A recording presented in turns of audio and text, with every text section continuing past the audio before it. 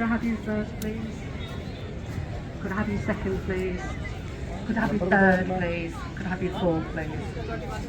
Her head, very feminine. Nice stop which gives the dish face. Lovely dark eye. She has a lovely filling of forechest and good depth. She presents a nice outline.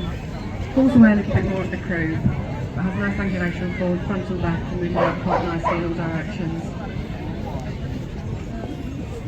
Second place bitch, I like her in a bit better muscle tone, but she has a nice outline, not quite the head of the first one.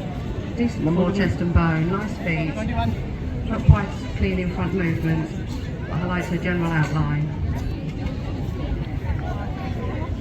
Third place bitch, she has a pretty head, and a lovely long neck, with a lovely top line, not the filling of fore chest and a bit narrow all through, a little bit flattering feet.